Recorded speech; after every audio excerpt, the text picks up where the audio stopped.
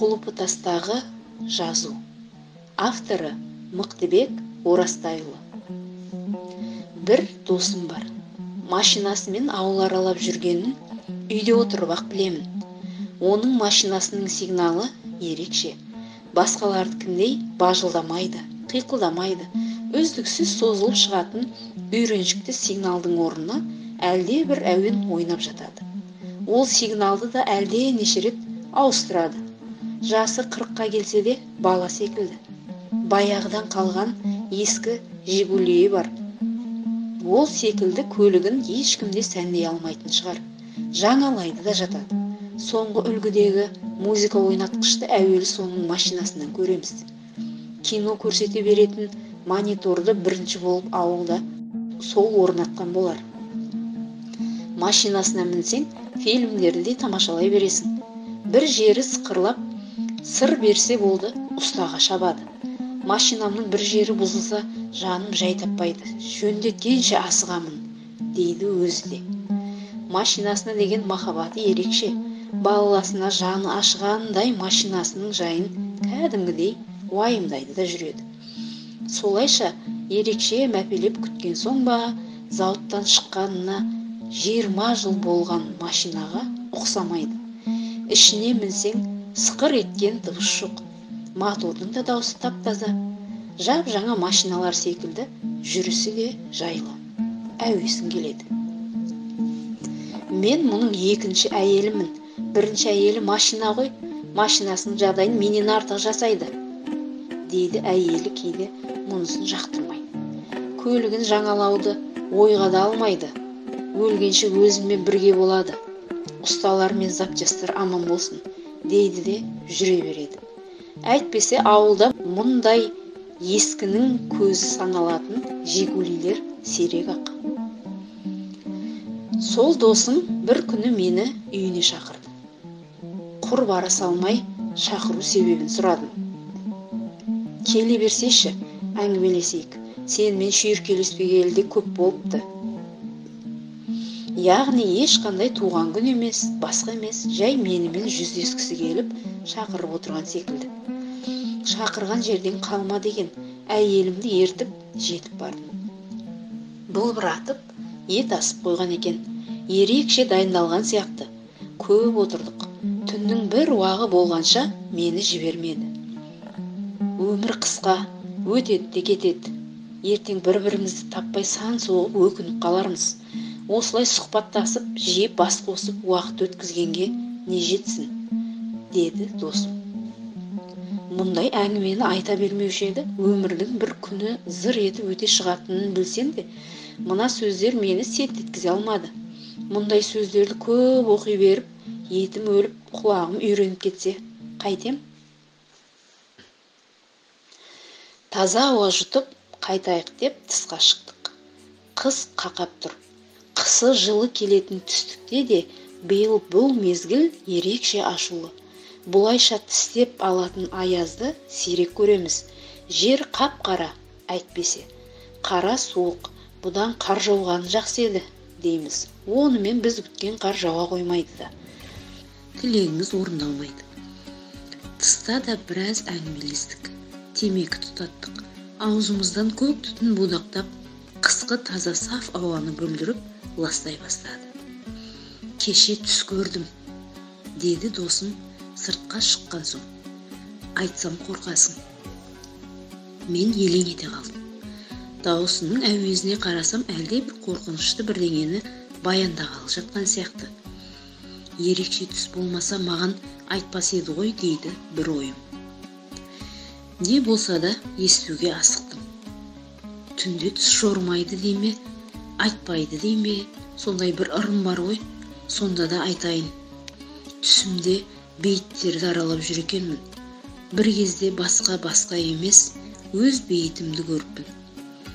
Өз көзіме өзім сенбей қайта-қайта қараймын. Өзімнің суретім тұр. Өңім болғанда зәрем ұшарма еді, түсім болған соң әсері аздау болған болуы керек. Онша шошынбаппын. Сонда да кәдімгідей тіксініп қалдым. Қашан өлгенмін деп те ойладым. Бәрінен бұрын бейітте не жазулы тұр дейсің ғой. Не жазып отыр екен, деймін мен ар жағын естігенше тағатсызданып. Жанып бітуге таяған темекісін құшырлана бір тартып алып, анадайға лақтырып жіберді де, өзімнің өлетін күнім жазып отыр екен, деді жай ғана. Мұндай жауапты күтпеген менің денем шымырлап кетті. Түрлі түстерді мен де көрушім, бірақ мынадай қорқынышты әрі қызықты түс еш көрмеппін. Таң қалғаным яки қорыққаным белгісіз. Қай күн екені есіңде қалды ма? Досым күлді. Менің қай күні өлетінімді білгенше асығып тұрсың ба? Өз сұрағым өзімді ұялтып қойды. Бірақ менің орнымда кім болса да солай сұрар ма еді? Бастаған соң соңына дейін айтсайшы енді, деймін. Менің тағатымды тексергісі келді ме? Досым тағы да темекі тұтатты. Тұтатқанда да асықпай тұтатты. Кейде осылай сабырлы бола қалатында әдеті бар. Темекі тарта бермей әңгімеңді айтсайшы. Қазір ғана біреуін тартып біткен жоқсың ба? Айтсам қорқасың ғой. Аузынан көк түтін қоюлана шықты. 12 ай 2016 жыл деп жазып отыр екен. Мәссаған, не дейді? 12 желтоқсан? Иә. Бар жоқ 2 күннен соң. Астапыралла. Иә, солай. Қой, түс түлкінің тезегі. Құдай сақтасын. Білемін, өзімде солай жорығым келеді. Бірақ бәрібір ішімде бір қорқыныш бар. Не дерімді білмей іркілдім. Мұндайда жұбату керек пе, басу айту керек пе, әлде бәрі өтірік, өлмейсің деп қайрап алу керек пе? Сол жағына келгенде әжептәуір дағдардым. Былай ғой, ертелі-кеш ана жаққа кетеміз. Оған дау жоқ. Тіпті 12 желтоқсан күні өліп қалсам да қолымнан түк те келмейді. Сол үшін де уайымдаудың қажеті жоқ. Тек мына бала-шағамды ойлап отырмын. Әлі жастау. Мейлі, Алла өлтірмес оларды да. Өзімде әкесіз өстім ғой. Әкесіз өсу мына заманда соншалықты қорқынышты емес. Ол түс жайлы ешкім де білмейді. Саған ғана айтып отырмын. Ол түсті көргеніме де 2 аптадай болып қалды.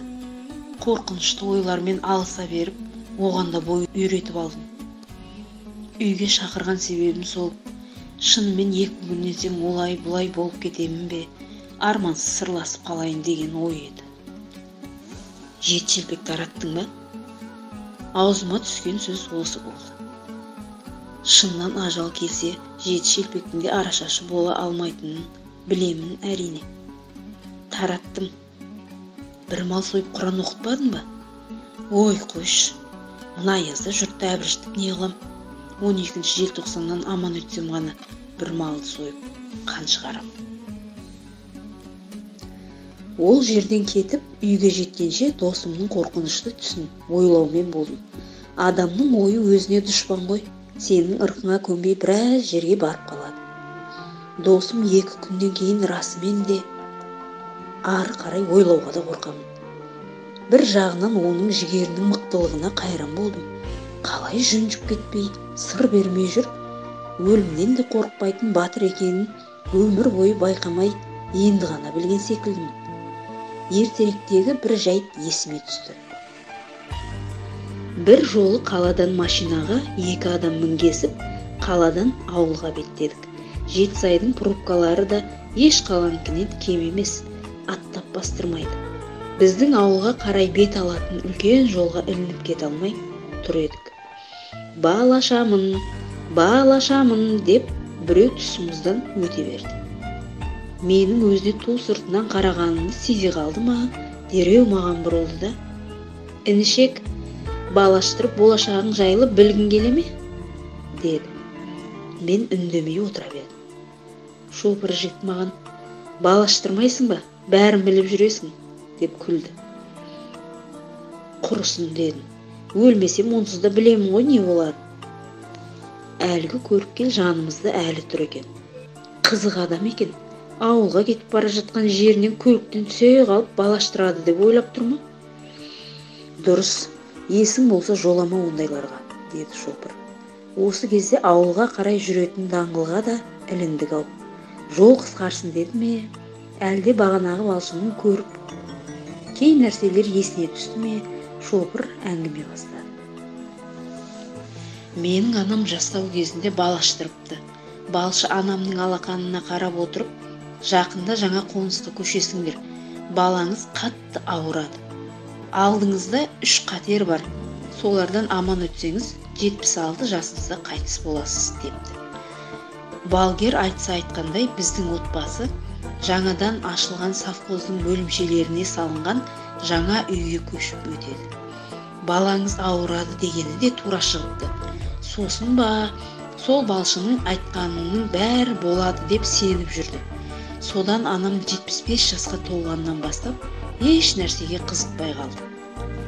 Қатарластарымен гәп ойнайтын, оны да доғарды. Бір жылдық қана өмірім қалды деп ештеңеге араласпай, өз-өзін өлімге дайындайды. Бірақ анам 76 жасынан аман өтеді. Қызық екен, сонда анаң қазір неше жаста? Қазір 77-ге толып 78-ге қарай кетіп бара жатыр.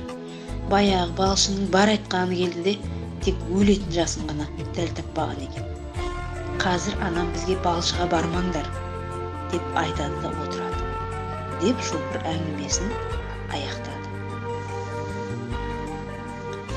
Иә, менің досым оның анасына қарағанда мықтырақ екен.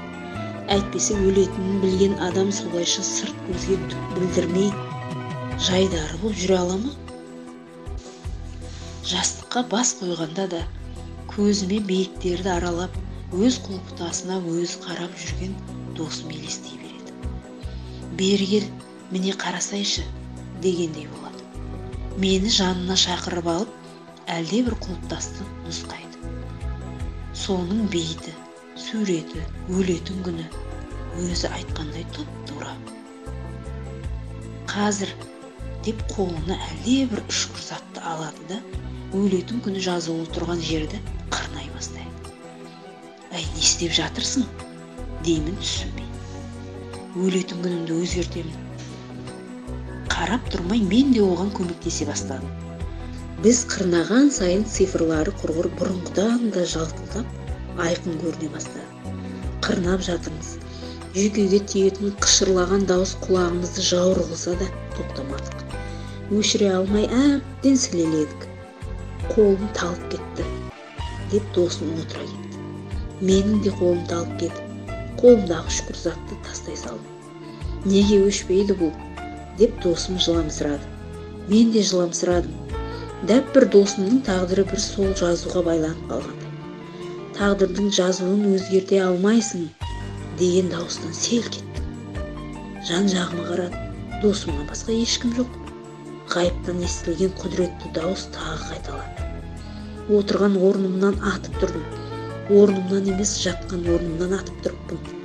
Таң әлде қашан атып кетіпті. Әйелім сериал қарап отыр екен. Тыныштық па? Шошып ояндың ғой, деді маған үрке қарап. Манадан бергі бейіттегі жазуды қырнап отырғанымыз түсімдегі жәйттер болып шықты. Тағдырдың жазуын өзгерте алмайсың, дегенді телесериалдағы әлде бір еркек жанындағы әйелге айтып жатыр екен. Маңдайымнан тер бұрқ ете қалды.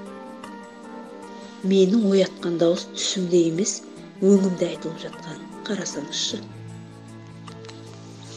2 күн зыр етіп өте шықты.